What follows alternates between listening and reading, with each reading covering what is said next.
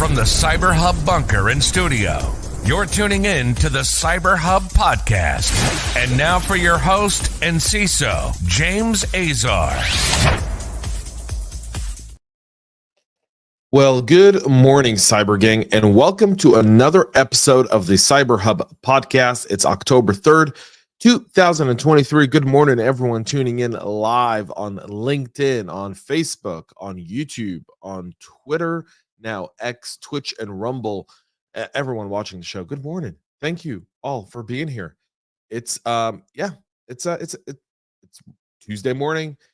It's a busy show. We've got a lot to talk about, including burnout.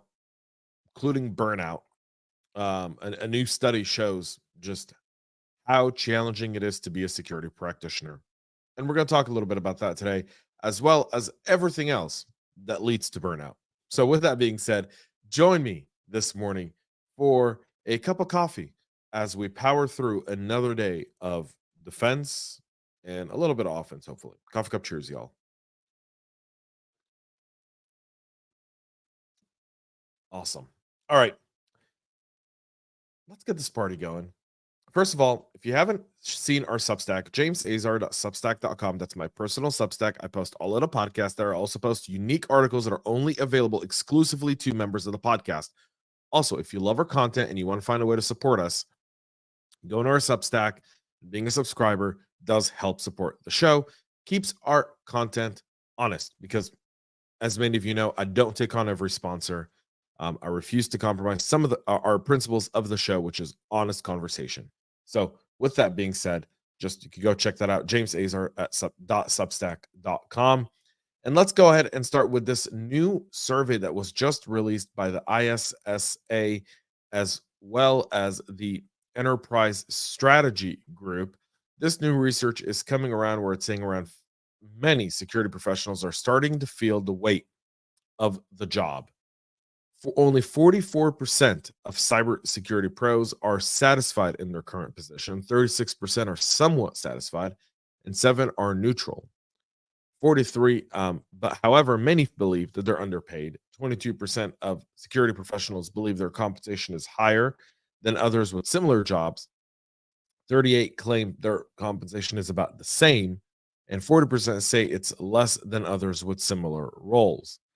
But when we get to the stressful part, and I think this is the part, these next two bullet points are really, really important, because this is where every single practitioner struggles every single day. If you're a leader, this is one of your greatest trials. Keeping people happy, making sure people aren't stressed, the balance of work life, all of that. Well, more than 55% of professionals believe their job is stressful more than 51% of the time. When they talked about the most stressful aspects of the job, things like overwhelming workload, working with disinterested business managers, finding out projects with no security oversight, keeping up with the security needs of new initiatives, overworked, ignored, and underpay is a recipe for stressed out cybersecurity professionals. All true in this article, by the way. But then we get to this. Half of the professionals are considering a job change, potentially even leaving security altogether. When asked about the likelihood of leaving their current role, 21% are very likely, 7% likely, and 21% somewhat likely. While all of these are no surprise to many of us, because we know these should be a concern if you're a leader, not only as a CISO, but any other role in the company, especially if you're in leadership. And by the way, this doesn't just apply to security practitioners at the company side. This applies to cybersecurity vendors. I speak to a lot of people on the vendor and partner side who tell me they're tired, they're overworked, they're overwhelmed, and so forth. And about 30% of professionals are looking at an exit strategy from the profession altogether. So not only do we have a shortage of cybersecurity people, we also have a challenge of keeping the people we already have. We're nearly 30%, that's a third of the current workforce, considering leaving the profession altogether over the next 12 to 18 months. And that's because of high stress, frustration that security isn't taken seriously. Some it's retirement, and others say that cybersecurity career requires too many hours of work to be worth it. And if this does exist, this creates a significant challenge for many of us practitioners in terms of finding our next group of people. And when an industry has these types of statistics, you start to wonder. These types of numbers typically, uh, are not very common um, in other industries, in finance and operations and supply chain and IT, but they're common in maybe two places: engineering and security.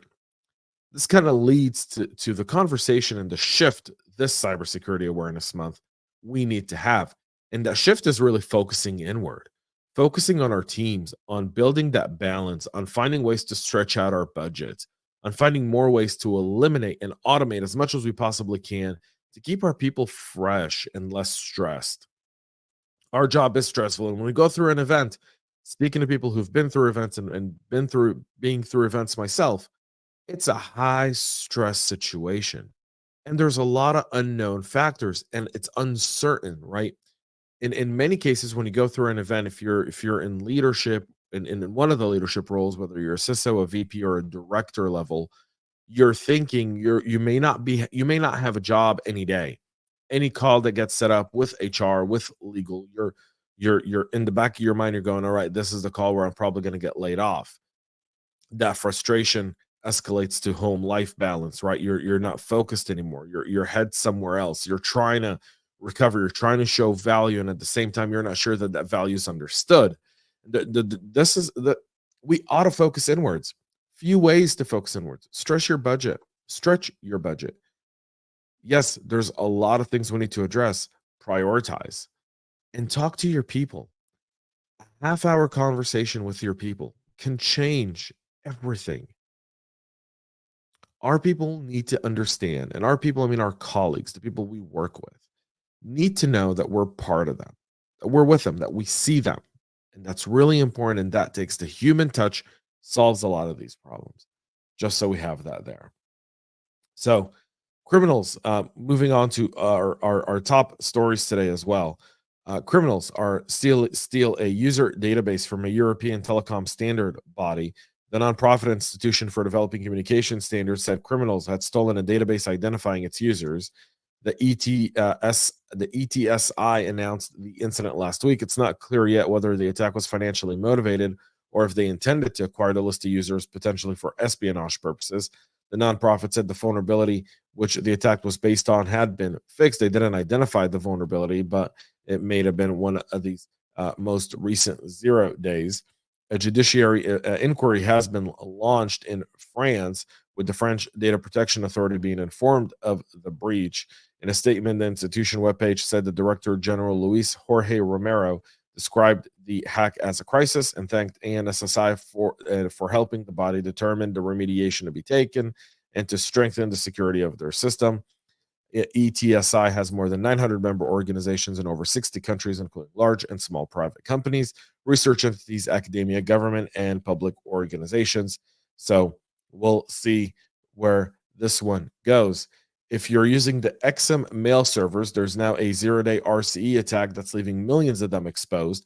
The CVE 2023-42115 is an out-of-bounds write weakness found in the SMTP service.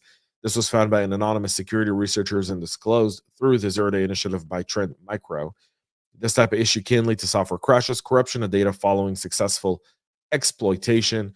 The specific flaw exists within the SMTP services, which listens on the TCP port 25 by default. For their end, millions of servers are exposed to this attack. Nearly 2 million in the US, about 187,000 in Russia, 160,000 in Germany and the Netherlands, and just under 120,000 in Canada, France, and then under 100,000 servers exposed as the UK, Singapore, Australia, and Romania. Patch is not yet available, but the only silent mitigation strategy is to restrict interactions with the application, according to the manufacturer. Once we get a patch, then we'll be sharing that with all of y'all here. Cisco's warning of an attempted exploitation of a zero-day in their VPN products. The tech giant published several advisories last week. We brought one of those here on the show, but the vulnerability CVE 2023-20109er could allow an attacker to take actions on an affected device or cause the device to crash. It has a CVSS score of 6.6 out of 10. It was announced on the 27th of September. There are no workarounds for the vulnerability other than the patches provided according to Cisco, which requires you to get your patches done there as well. Ransomware gangs are now exploiting the critical TeamCity RCE flaw we brought up last week. That's CVE 2023-427-903. It was tagged with a 9.8 out of 10 severity score. It allows unauthenticated attackers to gain remote code execution after successfully exploiting an authentication bypass weakness in low complexity attack that don't require user interaction. Swiss security firm Sonar, who discovered the vulnerability, published a full technical detail 1 week after JetBrains addressed the critical security issues with the release of TeamCity 2023.05.4 on the 21st of September. So now there's still around 1,240 unpatched TeamCity servers that are still vulnerable to this attack. If you're one of them, please make sure to get those patched, or it could be someone in your supply chain. Make sure you get them to patch their environment as well. Google on Monday announced the release of patches for 51 different vulnerabilities in Android, fixing 2 zero-day flaws that are being exploited in malicious attacks. Those flaws CVE 2023-4863, which was a heap buffer overflow in the libweb library that led to an out-of-bounds memory write NRCE. The second one is CVE 2023-4211, a bug in the ARM Mali GPU driver that allows a local non-privileged user to make improper GPU memory processing operations to gain access to already freed memories. The additional 49 Android vulnerabilities have been patched. You want to make sure you get those updated as well. And finally, the royal family experienced a little bit of the Killnet DDoS wrath over the weekend when the royal website was taken down as a PR stunt on behalf of the notorious Russian cyber gang known as Killnet. The resulting downtime for royal.uk began around 10 a.m. local time and only lasted around 90 minutes. Visitors still have to go through Cloudflare when they wrote this article. It's in line with what they do. I mean, obviously, these guys are attempting to really kind of sow some seeds there of uncertainty, as well as kind of go after establishment icons. The royal family being one of those for being supporters of Ukraine in the conflict going on between the two nations. So there's that. That's it for our show today. Tomorrow, Reaction Wednesday. You can submit your stories either through our website or through our LinkedIn page. Just send us a message with the link. These are stories I don't read beforehand. I react to them live on the show. Tomorrow, Reaction Wednesday. We'll pick one, so send those over, and we'll see that. We'll see to that tomorrow. You get to see my raw reaction to stories. So bring the most outrageous ones you can find. That would drive me potentially up the wall. If you missed last week's, go check it out. I'll tag it here at the end of this YouTube video. All right, for everyone else tuning in, thank you for being part of the show. Thank you for tuning in this morning. We'll be back with a whole lot more tomorrow, 9 a.m. Eastern, live right here on Facebook, LinkedIn, YouTube, Twitter, now X, Twitch, Rumble, and LinkedIn. For everyone else, catch us on your favorite podcast listening platform. Make sure to subscribe, share, like, and ever all the greatest and latest. And most importantly, stay cyber safe. We love feedback, so make sure to connect with us on social media and subscribe to our podcast on your favorite podcast listening platform.